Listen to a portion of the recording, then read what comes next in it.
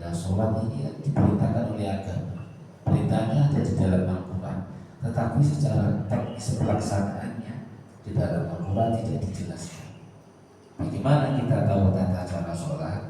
Di dalam hadis Rasul Shallallahu Alaihi Wasallam menyampaikan, mencontohkan.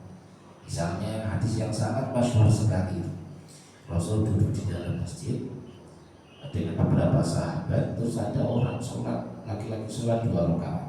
Mungkin gerakannya mungkin apa ya, kayak ayam nodol makanan dulu ya, ada tumpahinannya. Dilihat oleh Rasulullah, selesai sholat laki-laki itu menghadap kepada Rasulullah. Rasul kemudian menyampaikan, "Sholli fa innaka lam tusolli." Sholatlah kamu karena kamu itu belum sholat. Padahal sudah jengklit 2 rakaat itu. Tapi Rasul menyampaikan, sholatlah kamu karena kamu itu belum sholat. Berarti yang tadi dilakukan tidak dihitung sholat itu. Begitu tuh saking agamanya sangat kuatnya. Oh, kemudian laki-lagi itu kembali lagi sholat dengan gerakan dan mungkin tata cara yang sama. Selesai 2 rakaat menghadap ke Rasul lagi. Rasul mengatakan yang sama, "Sholli fa innaka lam tusolli." Sholatlah kamu karena kamu itu belum sholat. Kembali lagi sholat 2 rakaat lagi dengan tata cara yang sama. Sampai menghadap ke Rasul, Rasul menyampaikan kalimat yang sama, "Sholatlah kamu karena kamu itu belum sholat." 3 kali itu. Akhirnya sahabat itu menyerah. "Maafkan saya Rasul, la af'alu ahsan min hada." Saya tidak bisa melakukan yang lebih dari ini ya Rasul. Lalu kemudian Rasul menyampaikan tata cara sholat. Kalau kamu sholat berdiri hatta tatma'inna qa'imah, berdiri dengan tegak berdiri, tuma'inah. Kalau ruku tuma'inah dan seterusnya. Ini yang kemudian Rasul ajarkan kepada sahabat itu, yang notabene diajarkan kepada kita semua. Nah, maka sholat, perintah sholat ada di dalam Al-Quran, tetapi secara teknis pelaksanaannya dijelaskan oleh Rasulullah Shallallahu Alaihi Wasallam. Berwudu itu sama. Nah, dan banyak sekali contoh-contoh yang lainnya yang kemudian dicontohkan oleh Rasulullah secara fi'liyah, secara perbuatan, kadang secara ucapan. Misalnya ini bersiwak ini Rasul sampaikan dan Rasul lakukan, tidak pernah meninggalkan, tetapi tidak sampai mewajibkan, hanya sebatas sunnah. Tapi sunnah pun tidak kemudian kita remehkan begitu ya. Nah itu begitu sampai Rasul menyampaikan kalimatnya, "Laula nasyqa ala ummati la amartuhum bisiwaki inda kulli sholati." Kalau aku tidak memberatkan terhadap umatku, niscaya aku perintahkan. Nah, perintah ini dalam tanda kutip wajib. Aku perintahkan kepada umatku untuk bersiwak setiap sholat. Dalam riwayat yang lainnya disebutkan inda kulli wudu'in, di setiap mau berwudu bersiwak. Tapi karena Rasul saking welasnya, saking tidak ingin memberatkan kita, karena ini syariat ini kan tidak ada karakter syariat Islam itu tidak memberatkan. Karena Rasul tidak ingin memberatkan kita sebagai umatnya, tidak diwajibkan. Dan misalnya siwak itu wajib, misalnya ada imam mau sholat lupa mau ngimami lupa bawa siwak, mana siwak saya? Sebentar ya jamaah, saya tak ambil siwak dulu di rumah, begitu tuh. Tapi alhamdulillah tidak sampai wajib, hanya sunnah, tetapi kita tetap melaksanakan sunnah-sunnah. Yaitu ada perintah di dalam Al-Quran, dijelaskan di dalam hadis. Ketika di dalam hadis pun tidak ditemukan, maka ada alternatif ijma dan qiyas para ulama. Nah, ini yang kemudian 4 dasar hukum yang disepakati oleh ulama Ahlussunnah wal Jamaah atau ulama-ulama fikih. 4 ini kemudian dijelaskan di dalam kitab-kitab fikih itu, yaitu Al-Quran, hadis atau sunnah, kemudian ijma atau konsensus para ulama, dan qiyas. Qiyas itu menyamakan suatu hukum, permasalahan yang hukumnya dulu, yang permasalahan dulu belum ada, disamakan dengan hukum yang sudah ada zaman dulu. Misalnya contoh minuman keras. Minuman keras yang ada di dalam Al-Quran disebutnya adalah khamr, al-khamr. Al-khamr itu hukumnya haram, walaupun pengharamannya itu memiliki tahapan dan proses. Awalnya tidak serta merta haram. Kemudian beberapa proses pada akhirnya minuman keras adalah diharamkan. Nah, yang disebut adalah khamrun atau minuman keras. Tapi sekarang kan kita tahu banyak itu. Ada yang namanya whisky, wine, ciu, hal-hal yang sama-sama memabukkan.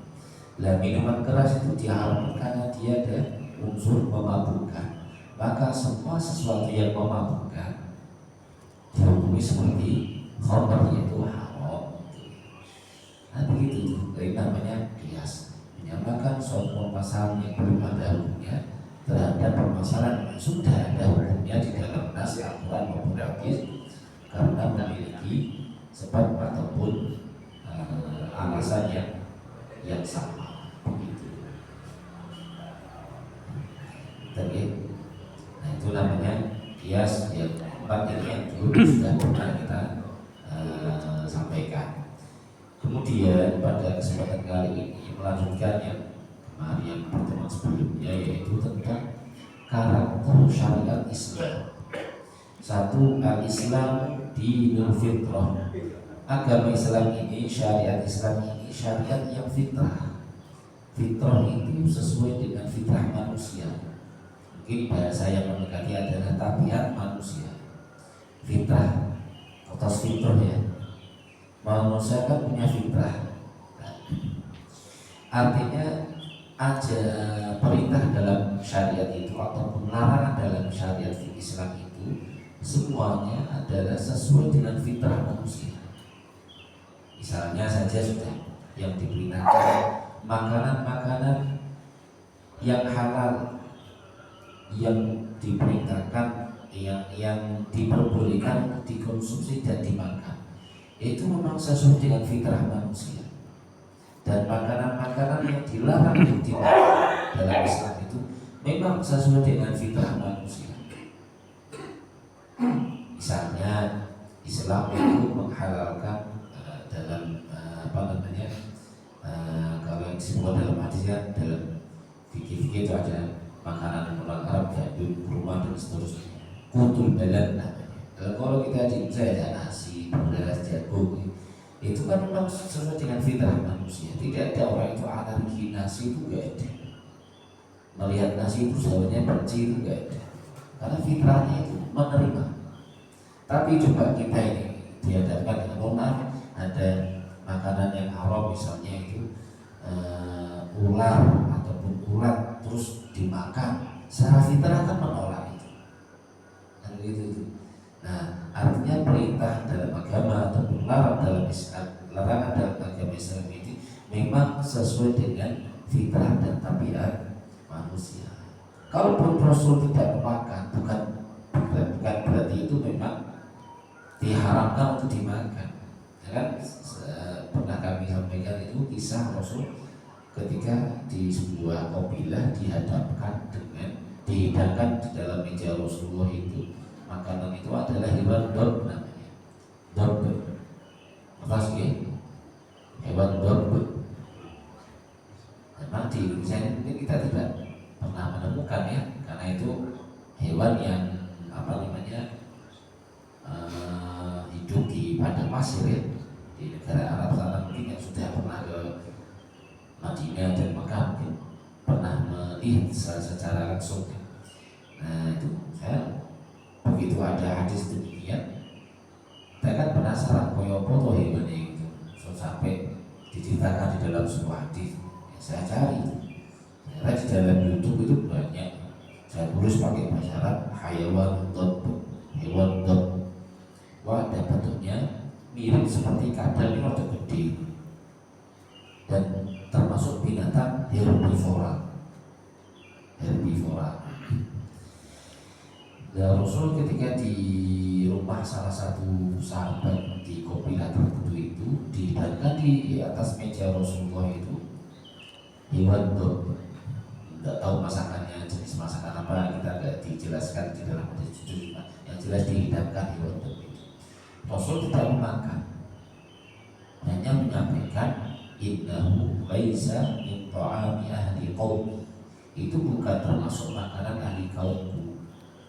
Sehingga Rasul tidak makan, bukan berarti Jadi makan itu adalah haram untuk kita makan. Nah itu maka ulama mayoritas atau jumhur ulama mengatakan hewan dog itu boleh dikonsumsi, bahkan di Arab sekarang diternak, dikembangbiakan di ternak.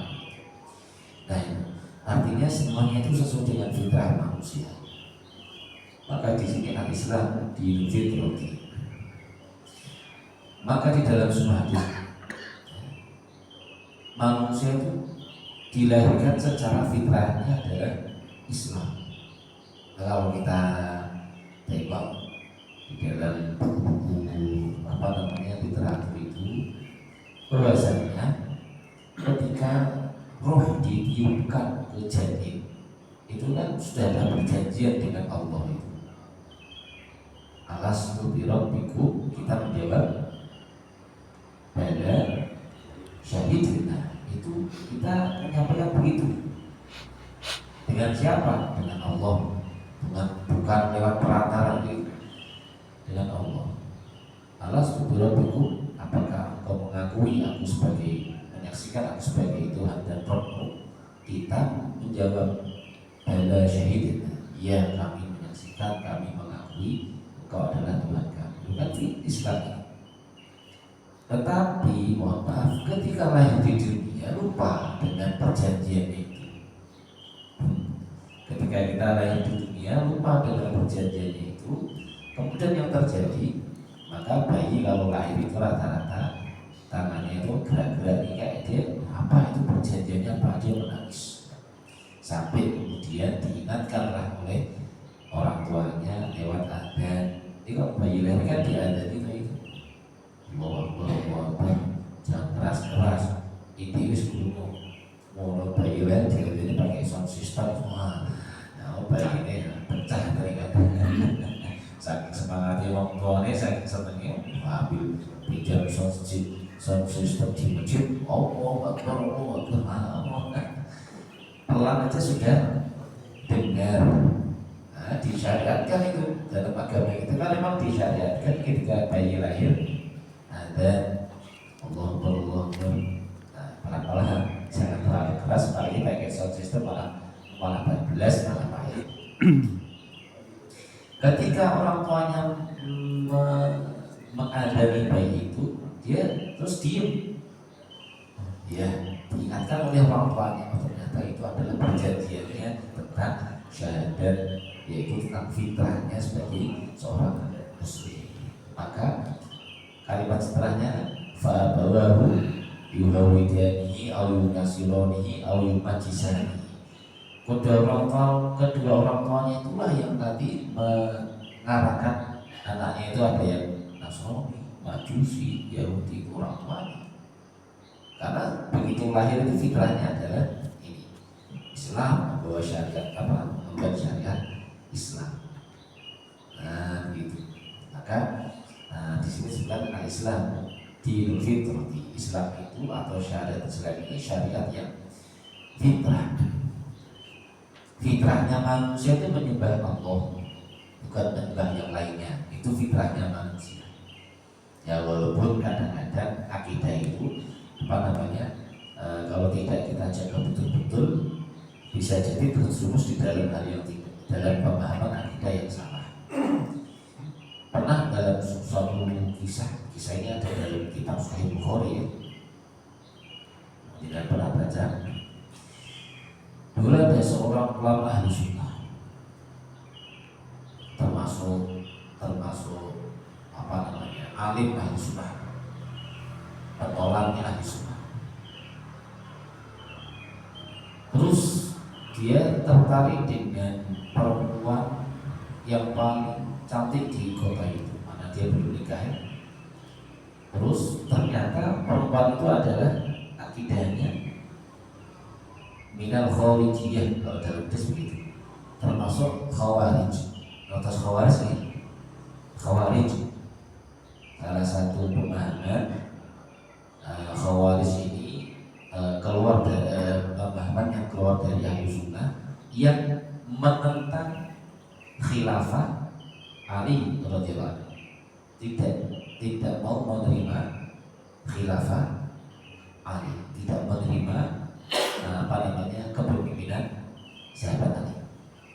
sampai kemudian salah satu akidahnya itu sholat. Orang yang sholat, orang yang tidak melaksanakan sholat dihukumi kafir. Kafir mukhalladun finnar, langsung kekal di neraka. Kalau ahli sunnah kan nggak begitu. Orang kalau tidak sholat ditanya dulu, kamu nggak sholat kenapa? Oh, saya nggak sholat karena sedang malas. Imamnya nggak sholat sunyi. Ini tidak dihukumi kafir, hanya dihukumi apa? Asi, orang yang bermaksiat. Yustaka diperintahkan untuk bertaubat, kita sudah namanya asi, orang yang bermaksiat. Tapi kalau pemahamannya Khawarij itu, salah satu pemahamannya Khawarij, orang yang tidak sholat langsung serta merta dihukumi apa? Kafir. Dan begitu, itu berkembang di pertengahan abad ke-7 ya. Nah, perempuan itu Khawarij. Ya laki-laki ini termasuk Ahlus Sunnah, termasuk ulamanya Ahlus Sunnah pada saat itu. Mencoba untuk melamar karena tujuannya dua, satu ingin mendapatkan pahala menikah, yang kedua bermaksud untuk menarik yang Khawarij jadi Ahlus Sunnah, menjadikan yang tadi dia Khawarij ini dijadikan apa? Ahlus Sunnah. Begitu melamar diterima.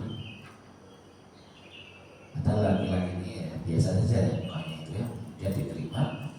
Saking berjalannya waktu ini, yang terjadi, yang Ahlus Sunnah ini tidak menarik yang Khawarij istrinya menjadi Ahlus Sunnah, malah dia itu yang terbawa pemikirannya Khawarij. Sampai membuat sebuah syair,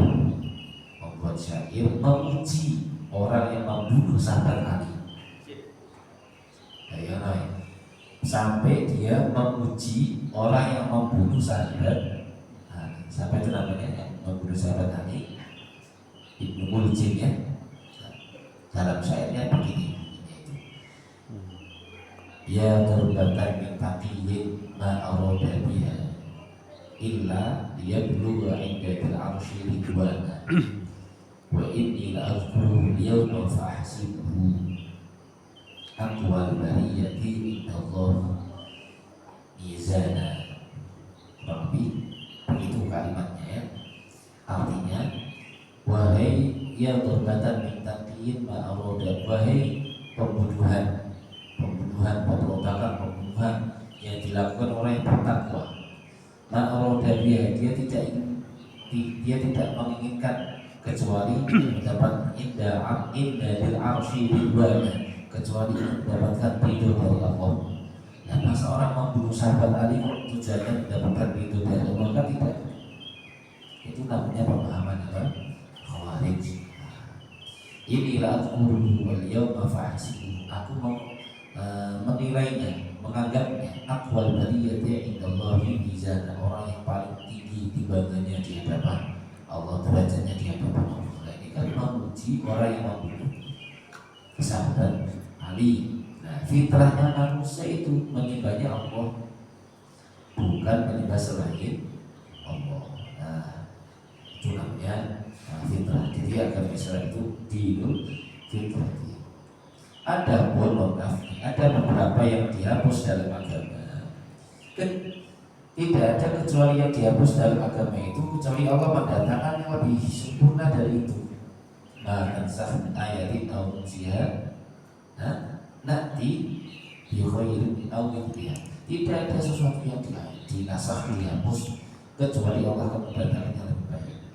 Nah, misalnya, malah saya pernah ditanya itu oleh salah satu jamaah, ini berarti kan ketika agama sebelum Nabi Muhammad, kan ada agama sebelumnya itu, ada ajarannya Nabi Musa, ada ajarannya Nabi yang lainnya itu.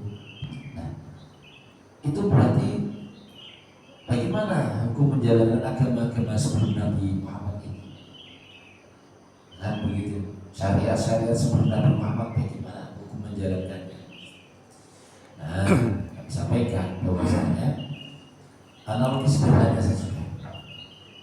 Kalau di malam hari, kita kan sering begitu malam hari tiba, lampu dinyalakan biar terang jelas. Ini begitu siang hari tiba, lampunya masih nyala atau dimatikan. dimatikan. Saya di jalan ke bawah sana atau kalau mau keluar perumahan ini kan ada lampu-lampunya biar jalannya terang. Jadi begitu siang hari lampunya masih nyala atau dimatikan itu? Dimatikan. Itu analogi sangat sederhana untuk memahami kita.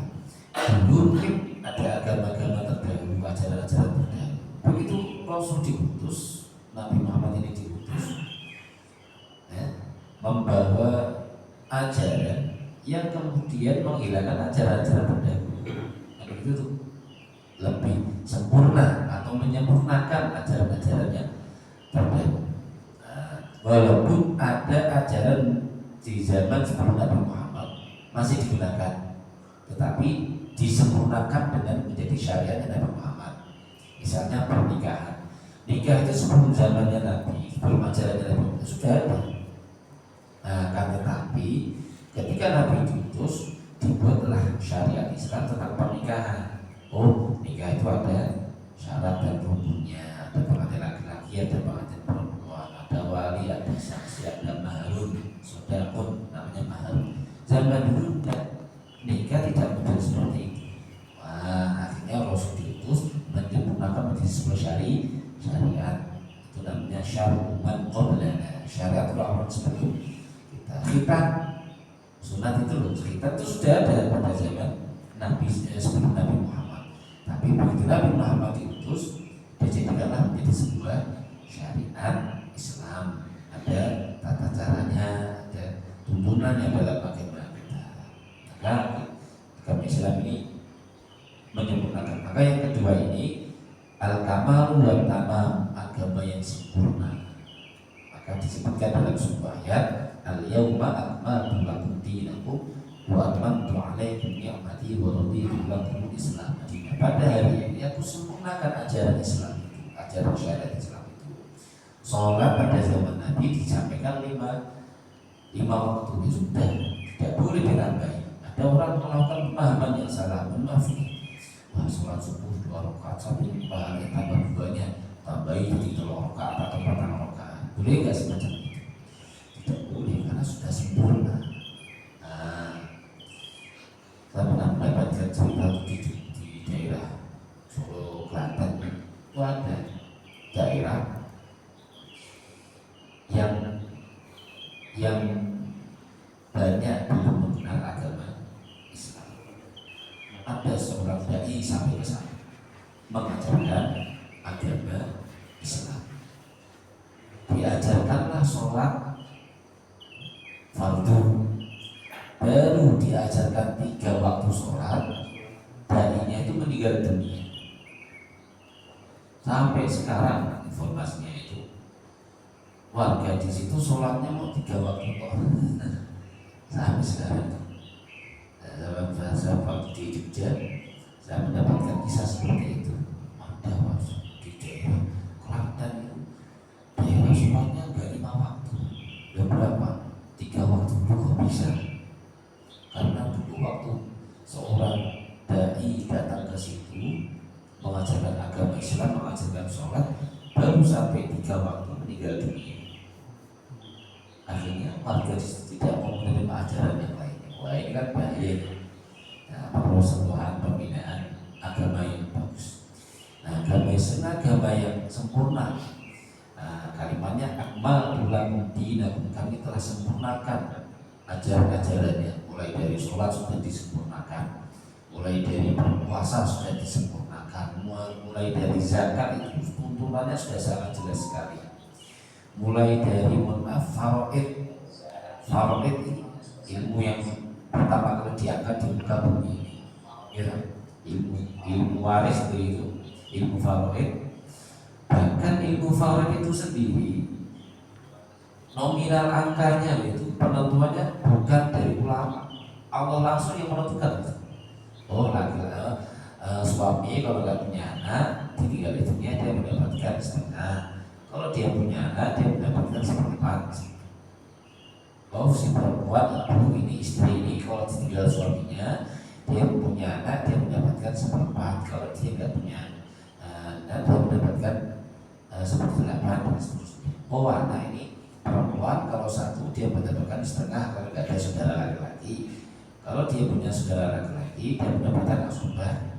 Kalau perempuan sebenarnya lebih dari dua, lebih dari satu, dua, tiga ke atas, dia tidak punya saudara laki-laki, bagiannya 2/3.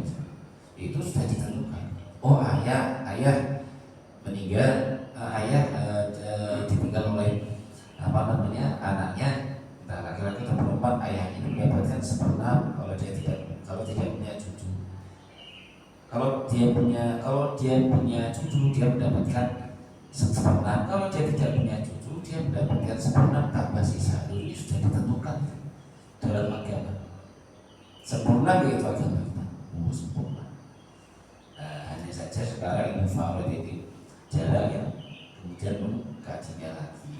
Bahkan di dalam sebuah hadis ilmu yang pertama kali diangkat dari muka itu ilmu faraid. Kajian di masjid di dekat teman saya itu minta kajian faraid dalam 2 kali pertemuan. Mintanya 2 kali pertemuan, padahal pembahasannya kan banyak. Akhirnya minta pertemuan berikutnya faraid lagi. Saya bilang Bapak sudah siap bagi warisan gitu ya. Ternyata memang sangatlah penting untuk kemudian dikaji. Qala Al-Qurtubi fi tafsir hadhihi al-ayat. Imam Al-Qurtubi dalam mentafsiri ayat itu tentang syariat ini sudah disempurnakan. Dia menyebutkan wa dzalika an-nabi sallallahu alaihi wasallam hina kana di Makkah. Ketika Nabi di Makkah, lam takun illa fariidatus sholati wahdaha. Nabi ketika di Makkah sebelum ke Madinah, yang diajarkan hanya akidah dan sholat.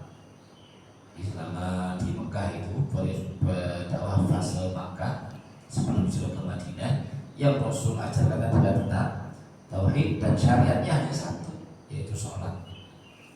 Barulah falamma qadima Madinah, baru ketika sudah berada di Madinah, anzalallahu al-halala wal harama. Allah mensyariatkan lewat Nabi ini halal dan haram. Ada makanan yang halal, makanan yang haram, perbuatan yang halal dan haram ini diajarkan setelah berada di Madinah. Itu sampai disempurnakan sampai Rasul meninggal dunia. Ini saking sempurnanya agama kita itu disebut dengan al-kamal wal tamam. Syariat-syariat fikih itu sudah begitu. Adapun sekarang melalui perkembangan, karena kan zaman terus berkembang ya. Zaman ini kan selalu berkembang. Permasalahan-permasalahan yang dulu nggak ada mungkin sekarang bisa ditemukan, tetapi hukumnya sudah ditentukan juga. Bisa contoh gampang, jual beli itu lah sering sampaikan. Jual beli itu zaman dulu kan manual, maka tidak pakai uang, pakai barang, model barter lagi. Terus berkembang lagi pakai uang. Jual beli, datang ke pasar bawa uang, saya beli makanan, uangnya dikasih, makanannya diambil. Ini jual beli yang konvensional, zaman dulu manual. Sekarang ini kan jual beli tidak hanya itu. Maka ayat Al-Quran ketika menyampaikan ketika permasalahan sholat Jumat, idza nudiya lis-sholati min yaumil jumu'ati fas'au ila dzikrillahi wa dzarul bai'ah. Ketika dikumandangkan ada sholat Jumat, maka fas'au ila dzikrillahi, maka bergegaslah, segeralah menuju masjid melaksanakan sholat Jumat dan seterusnya rangkaiannya itu. Wa dzarul bai'ah, dan tinggalkanlah jual beli. Dan jual beli itu yang maknanya yang seperti apa? Apakah jual beli yang konvensional itu? Karena jual beli sekarang tidak hanya konvensional saja. Mungkin kalau konvensional mungkin sangat bisa diterima, bahkan disuruh meninggalkan pasar, datang ke masjid. Sekarang di masjid pun bisa melakukan transaksi. Ada gitu tuh, datang ke masjid lebih awal, melaksanakan sholat Jumat. Begitu datang ke masjid, cari tempat duduk yang ada sandarannya, terus baca doa, Bismillahirrahmanirrahim, Bismillah. Siap tidur. Begitu khotibnya datang, khutbah subuh, Dia mulai bosan, akhirnya buka HP, buka aplikasi jual beli, kan ada, wah ada baju bagus terus diklik beli ini, ya kan transaksi namanya. Nah ini pun dilarang dalam agama, tidak hanya yang konvensional itu loh yang maksudnya. Nah ini mengalami perkembangan, hukumnya sudah ada, yaitu wadarul baik, tinggalkanlah jual beli. Ulama sepakat jual beli, di dalam jual beli ketika dilaksanakan waktu sholat Jumat hukumnya haram untuk dilaksanakan apapun aktivitasnya jual beli itu, apalagi atau jual beli yang sekarang ini yang online segala macam itu juga tidak diperbolehkan. Jangan kemudian dimaknai jual beli yang konvensional pada zaman dulu. Sekarang zaman mengalami perkembangan, kan begitu. Nah, Islam ini adalah dinul agama syariat yang sempurna. Kemudian asyumuliyatu wal ittisal, agama yang menyeluruh, mengajarkan semua syariat yang berkaitan dengan manusia itu diajarkan dalam syariat Islam. Suatu saat pernah seorang sahabat, Rasul mengutus seorang sahabat di sebuah syariah. Ini ada di dalam kitab-kitab fikih banyak kita temukan. Rasul mengutus seorang laki-laki kepada syariah. Syariah itu adalah camp ketika melakukan perang. Jadi perang itu jangan dianggap satu sekali datang terus selesai, tidak. Kadang bisa berhari-hari. Itu kan harus tinggal di situ tuh buat camp. Nah, Rasul mengutus seorang laki-laki ke syariah itu, kemudian menjadi imam sholat. Ketika sholat yang dibaca setelah Fatihah baca surat pilihan, terus ditutup dengan surat Al-Ikhlas. Surat apapun yang dibaca setelah Fatihah diakhiri dengan surat Al-Ikhlas. Loh begini nih, ada salah satu sahabat yang melihat atau mengikuti itu, disampaikanlah kepada Rasulullah. Ya Rasul, sahabat ini, laki-laki ini menjadi imam sholat di syariah itu, di camp itu, dia setiap sholat membaca Fatihah, setelah Fatihah baca surat, setelah surat itu dia baca Al-Ikhlas. Nah, terus Rasul mengatakan seperti ini. Dia sudah tanya itu, kenapa dia baca surat Al-Ikhlas setiap sholat? Ketika ditanya, laki-laki itu mengatakan di dalam surat Al-Ikhlas itu terdapat sifat dan nama-nama Allah, dan aku suka membacanya. Amin. Di dalam surat Al-Ikhlas itu terdapat sifat ataupun nama Allah, ya, ada as-somadu dan sebagainya. Maka aku suka untuk membacanya. Seperti ini disampaikan kepada Rasulullah. Rasul menyampaikan, katakanlah kepada laki-laki itu, Allah mencintainya, Allah menyukainya. Nah, alasan motivasi seorang laki-laki atau sahabat itu membaca surat Al-Ikhlas karena cinta terhadap surat Al-Ikhlas, karena di dalamnya ada nama-nama Allah. Tapi kalau kita ini setiap sholat baca Al-Ikhlas karena pengen sing cepet, pengen sing cepet, dia tak suwe-suwe. Mungkin kalau ada yang lebih pede lagi itu yang kita pilih lagi.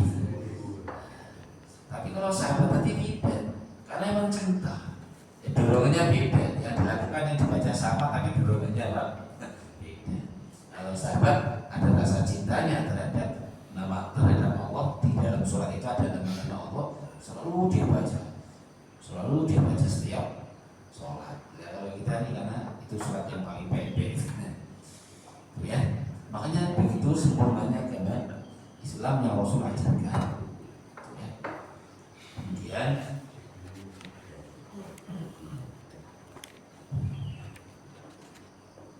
al-istimraru was-salahiyatu li kulli zamanin wa makanin lil ummah. Syariat Islam ini ajarannya itu, fikih-fikih itu sesuai di setiap zaman dan masa. Pada zaman Nabi syariat sudah dibentuk, zaman Nabi dibentuknya syariat.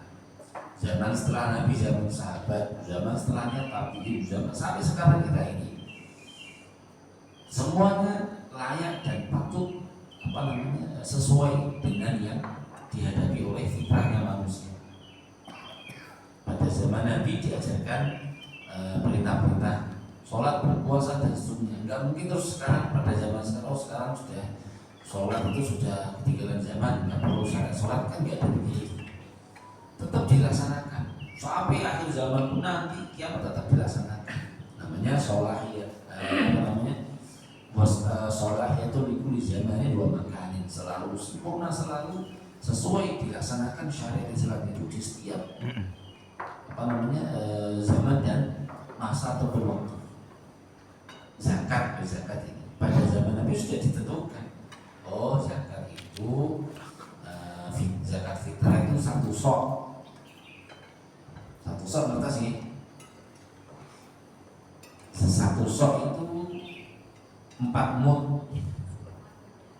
1 mud itu kalau tangan kita dijadikan satu begini seperti kita berdoa ini, terus diisi. Kalau zaman dulu kan belum gitu ya, sekarang beras diisi beras ini 1 mud namanya. Ambil lagi 1 mud lagi, ambil lagi sampai 4 ini jadi satu, namanya 1 sok. Inilah ukuran zakat fitrah. Kalau sekarang banyak ada beberapa pendapat ya. Beberapa pendapat itu tentang hitungannya atau nominalnya. Ada yang mengatakan 2,5 kg, ada yang mengatakan 2 kg lebih 7 ons, ada bahkan yang 3 kg, dan begitu tuh. Ya, kalau kita tahu fikihnya ini, tahu syariat, tahu fikihnya, kita nggak bingung. Kenapa ada yang 2,5, ada 2,7, ada 3 kilo bahkan? Ya kenapa begitu? Ya, kita kalau tahu fikihnya nggak perlu bingung. Loh, fikihnya itu kan zakat 1 sok. 1 sok itu 4 mud, 1 sampai 4 kali. Kenapa kok kemudian muncul nominal beda? Karena besar kan menyatakan kan tidak sama. Wong Indonesia tangannya cilik-cilik, wong Arab tangannya gede-gede.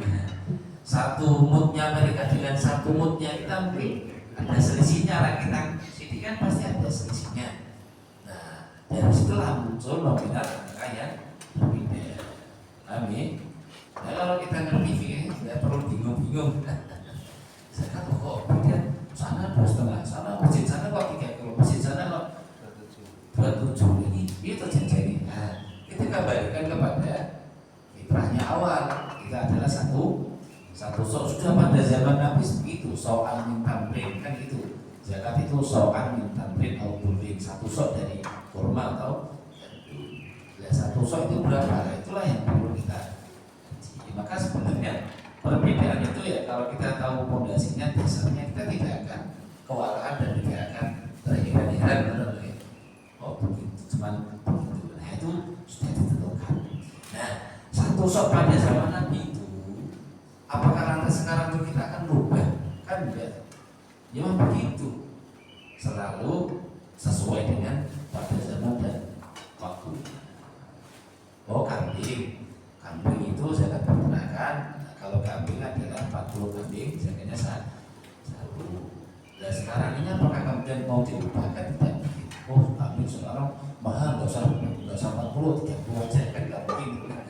Nah tetap menjadi 40 ekor kambing, zakatnya 1 dan seterusnya. Ini namanya sholahiyatul islami, sholat itu syariat Islam di kulli zaman ini sesuai dengan zaman dan waktu atau masa. Dan seterusnya.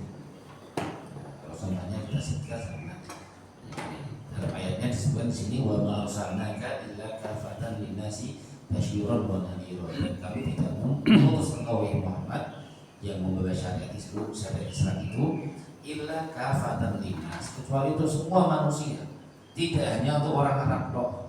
Maka sholat wajib tidak hanya untuk orang Arab dan sahabat saja. Kita ini orang selain orang Arab tetap wajib melaksanakan sholat, puasa pun sama begitu. Semua syariat Islam itu yang kemudian kita pakai. Qala Rasulullah sallallahu alaihi wasallam, "Mu'ti itu khamsan lam yu'tahunna ahadun qabli." Rasul menyampaikan, aku itu diberikan 5 keistimewaan yang tidak diberikan kepada orang-orang sebelum aku. Nah, kita patut berbaik. coba kita menjadi umat-umatnya Nabi terdahulu. Ketika ada menyalahi nabinya langsung dihukum, seperti zamannya nabi-nabi terdahulu yang tidak mengikuti nabinya, syariat nabinya itu langsung sama Allah, ada yang ditenggelamkan di lautan, ada yang dibunuhnya dibalik, ada yang dikirim wabah apa segala macam.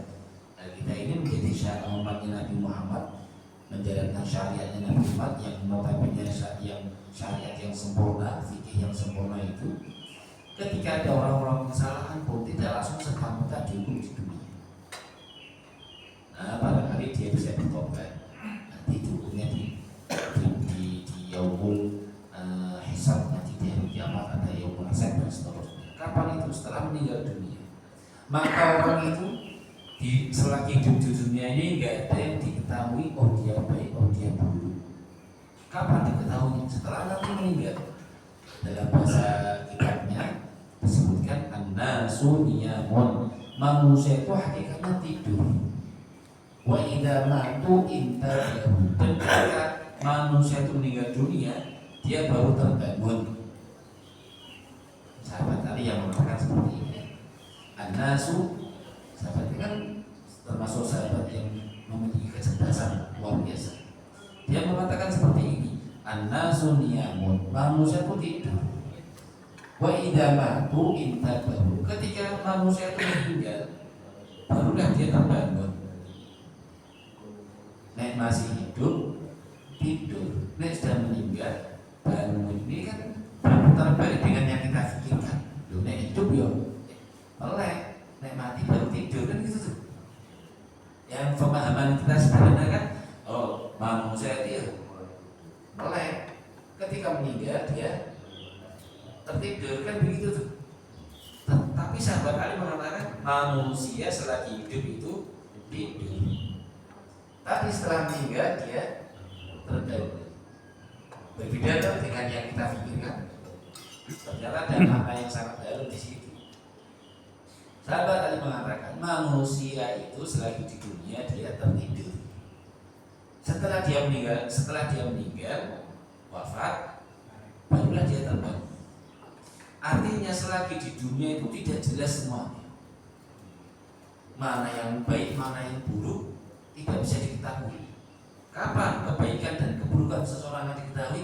Ketika telah meninggal dunia. Oh, husnul khotimah, oh, su'ul khotimah. Kapan itu? Ketika sudah meninggal. Ketika di dunia tidak bisa diketahui. Sekarang ini banyak orang tampilannya itu soleh, tapi sampainya tutup di akhir hayat su'ul khotimah. Nah, karena ada begitu. Kebalikannya pun ada di dunia, seakan-akan dia kayak preman, kayak orang jahat. Tapi begitu mau meninggal dia bertobat saja, husnul khotimah, kan begitu. Selagi di dunia ini ada orang apa namanya? Ada orang naik mobil mewah, itu kan seakan-akan dia orang yang kaya. Belum tentu, bisa jadi itu mobil rental dan seterusnya, kan nggak jelas itu. Nah, maka di dunia ini kalau bahasa orangnya koyok gitu ya, koyok. Nah, ada orang ibu pakaiannya kudungan, jilbaban, sering hadir di majelis ilmu, koyok anti rasan-rasan. Padahal baru juara rasan-rasan, karena masih di dunia, masih belum jelas. Maka bahasanya sahabat tadi an-nasu niyamun, dia tidur, tertidur, tidak jelas. Nanti baru ketika wa idza matu barulah nampak dia terbangun, sadar oh ternyata kebaikan dan keburukan seorang itu tidak bisa diukur ketika di dunia. Kapan akan nampak? Ketika dia di dunia. Oh, meninggalnya menjadi orang baik, oh meninggalnya su'ul khotimah dan seterusnya. Itu akan nampak betul ketika dia meninggal dunia. Maka Rasul diutus untuk semua manusia dan diberikan keistimewaan yang kesalahan umatnya ini tidak serta-merta langsung dihukum ketika di dunia, tapi nanti ada yaumul hisab di akhirat nanti yang akan menentukan apakah manusia itu menjadi ahli surga atau ahli neraka. Betul ya? Tapi ini yang kemudian bisa kita sampaikan tentang syariat atau fikih yang memiliki karakter dan keistimewaan tertentu sehingga kita bisa memahami dengan baik dan kita muncul semangat untuk belajar untuk menambah wawasan kita tentang syariat Islam atau fikih dalam Islam. Baru nanti ada yang mau kita sempurnakan untuk bertanya. Sekian dulu. Assalamualaikum warahmatullahi wabarakatuh.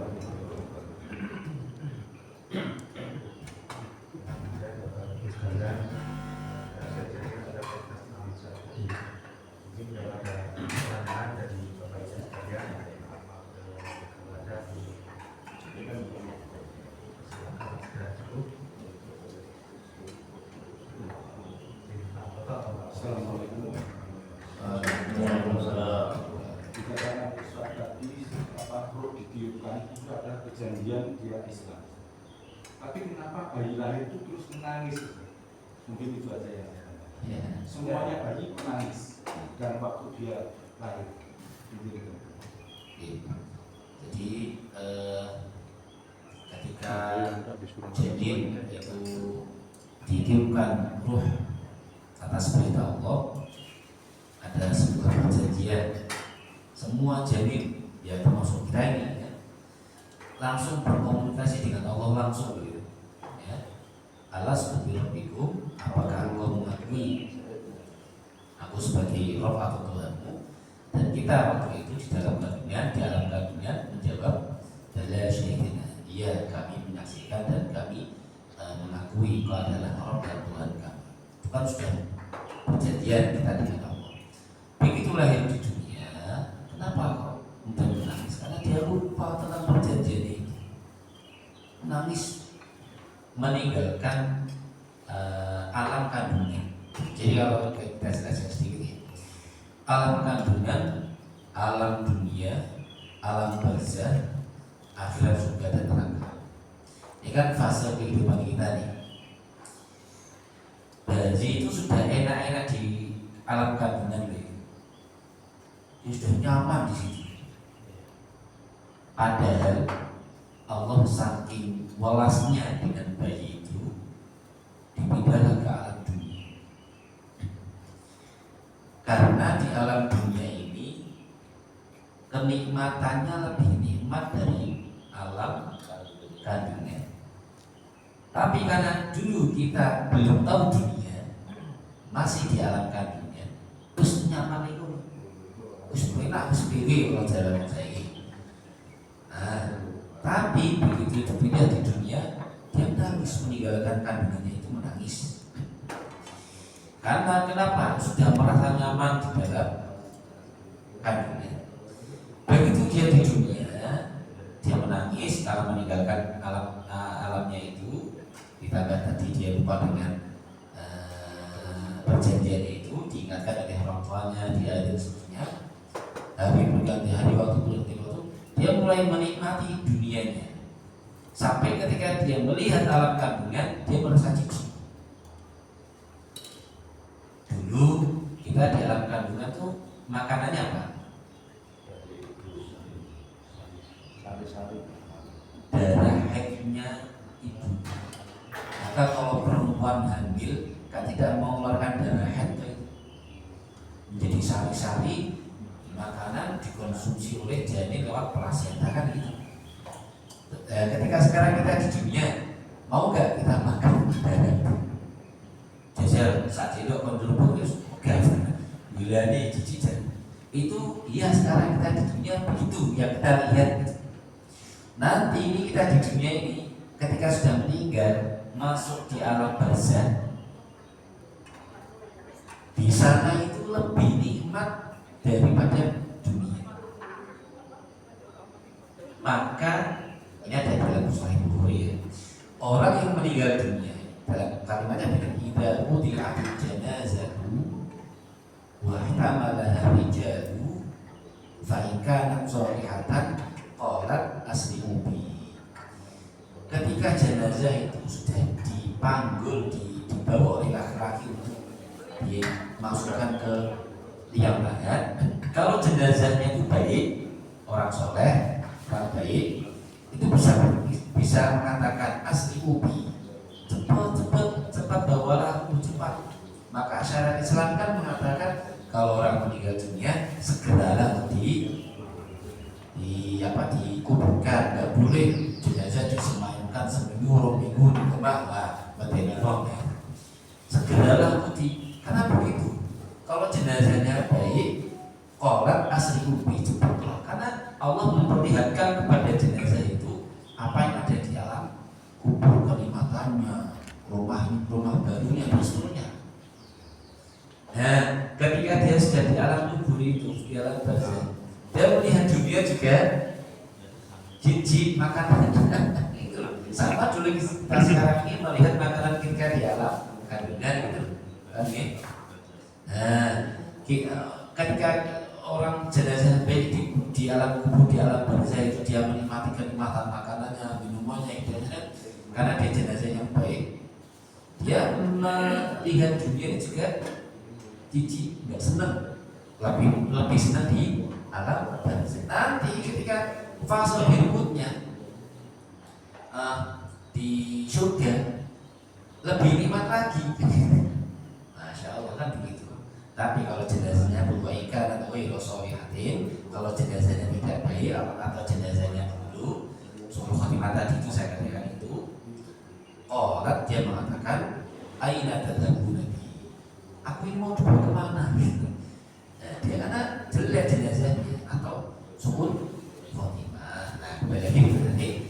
Jadi kalau bayi itu lahir karena dia satu meninggalkan yang dia anggap dulu tempat yang paling nyaman dalam badannya, dia tinggalkan, dia menangis, ditambah dengan dia lupa berjanji dengan Allah sampai orang tuanya memberikan azan, Allah berdoa dan diingatkan tentang perjanjian itu. Baru kemudian dia merasakan dunia, merasakan kenikmatannya, dia lupa, dia tidak ingin lagi seperti di alam kandungan. Cobalah kalau kita sekarang dikasih darah yang dulu makannya nggak mau, padahal itu dulu makanan favorit kita di alam kandungan. Itu ya, tidak hadis disebutkan Allah Allah. Kami baik, ini yang bisa kami sampaikan. Saya tutup dengan baca doa majelis. Subhanallah walhamdulillah, la ilaha illa anta, astaghfiruka wa atubu ilaik. Assalamualaikum warahmatullahi wabarakatuh. Terima kasih Ustaz.